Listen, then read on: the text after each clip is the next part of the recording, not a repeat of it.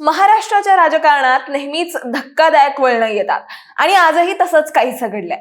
मुंबई महापालिकेत महापौर कोणत्या पक्षाचा होणार याकडे सर्वांचंच लक्ष लागलेलं असतानाच एकनाथ शिंदेंसाठी प्रतिष्ठेचं असलेल्या कल्याण डोंबिवलीत मोठी राजकीय उलथापालथ झाल्याचं पाहायला मिळालंय। कल्याण डोंबिवली महानगरपालिकेत एकनाथ शिंदे यांच्या शिवसेनेला चक्क राज ठाकरे यांच्या मनसेकडून पाठिंबा देण्यात आलाय। त्यामुळे कुठेतरी ठाकरे बंधूंच्या पक्षांमध्ये आता वाद उद्भवण्याची शक्यता राजकीय वर्तुळात वर्तवली जाते। एक लक्षात घ्या, आत्ताच्या घडीला हे फक्त सत्तेचं गणित नाहीये, तर ठाकरे बंधूंच्या नात्यात नवा तणाव आणणारी मोठी घडामोड वाटते। आणि वरवर जरी उद्धव ठाकरेंना हा धक्का वाटत असला तरी खरंच हा ठाकरेंना धक्का आहे की भाजपला इशारा, असे अनेक प्रश्न आता राजकीय वर्तुळात उपस्थित केले जात आहेत। याबद्दलच आपण सविस्तर जाणून घेणार आहोत या व्हिडिओच्या माध्यमातून। दरम्यान तुम्ही चॅनलवर नवे आला असाल तर इकडे खाली दिसत असलेल्या सबस्क्राइब बटनवर लगेच क्लिक करा। तर कल्याण डोंबिवली महानगरपालिकेचं सत्तेचं गणित पाहता या निवडणुकीत एकूण 122 जागा होत्या आणि बहुमतासाठी 62 जागांची गरज आहे, ज्यात शिंदे गटाच्या शिवसेनेने 53 जागा जिंकल्यात तर भाजपने 50 जागा पटकावल्यात। दुसरीकडे उद्धव ठाकरेंच्या शिवसेनेला 11 जागा मिळाल्या, मनसेला 5, काँग्रेसला 2 आणि शरद पवारांच्या राष्ट्रवादीला 1 जागा मिळाली आहे। आता हे निकाल पाहता महायुतीकडे म्हणजेच शिंदेसेना आणि भाजपकडे स्पष्ट बहुमत आहे, ते सत्ता स्थापन करू शकतात।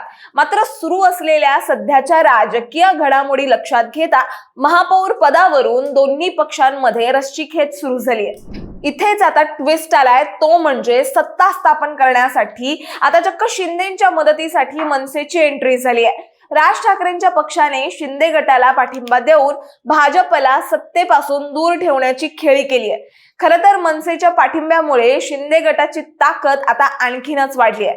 म्हणजे बघा ना, मनसेच्या 5 नगरसेवकांसोबत ठाकरे गटातील 2 नगरसेवक म्हणजे मधुर म्हात्रे आणि कीर्ती ढोणे हे मनसेत सामील झाले, ज्यामुळे एकूण 7 नगरसेवक जे आहेत ते आता शिंदे सेनेला पाठिंबा देतात।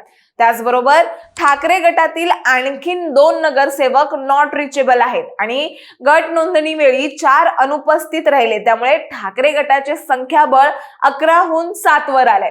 आता या सर्व घडामोडी कुठे घडताय तर कोकण भवनात, जिथे शिंदे गटाने 53 नगरसेवकांसह गट स्थापन केला, ज्यात मनसेचे माजी आमदार राजू पाटील यांनी पक्षाच्या नगरसेवकांना घेऊन श्रीकांत शिंदे यांना भेट दिली आहे आणि विकासाच्या मुद्द्यावर त्यांचा पाठिंबा जाहीर केला।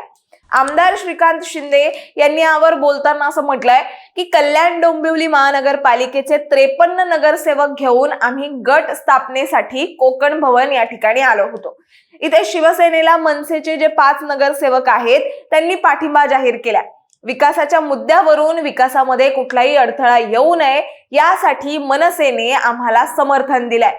असं असलं तरी श्रीकांत शिंदे असंही म्हणालेत की भाजपला देखील आम्ही वेगळं सोडलेलं नाहीये। महापौर कोण होईल याचा निर्णय उपमुख्यमंत्री एकनाथ शिंदे आणि भाजपाचे प्रदेशाध्यक्ष रवींद्र चव्हाण घेतील। त्यामुळे सध्याच्या परिस्थितीत शिंदे सेना आणि भाजप यांची युती असून त्यांनी मनसेला देखील आपल्या सोबत जोडलंय। त्यामुळे सत्ता स्थापनेवेळी काय घडेल हेही बघणं तितकंच महत्त्वाचं ठरणार आहे। एवढंच नाही तर ते पुढे असंही म्हणालेत की ठाकरेंचे नगरसेवक नॉट रिचेबल आहेत, याबाबत माहिती नाही, ते कुठेतरी फिरायला गेले असतील। ठाकरेंच्या उर्वरित नगरसेवकांनी देखील पाठिंबा दिल्यास हरकत नाही, असं श्रीकांत शिंदे म्हणाले।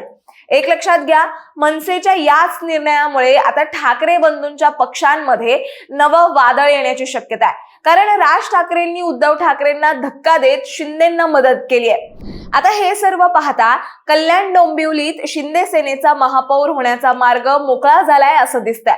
पण दुसरीकडे 20 वर्षांनी एकत्र आलेल्या 2 ठाकरे बंधूंमध्ये ही घडामोड वादाचं पहिलं कारण ठरू शकते।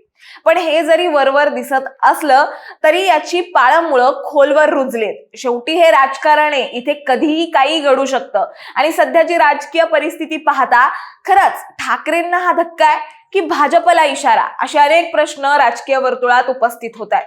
तुम्हाला मनसेच्या या भूमिकेबद्दल काय वाटतं हे आम्हाला कमेंट्स मध्ये नक्कीच सांगा आणि अशाच माहितीपूर्वक व्हिडिओ बघण्यासाठी लगेचच सबस्क्राइब करा प्राईम टाइम महाराष्ट्राला।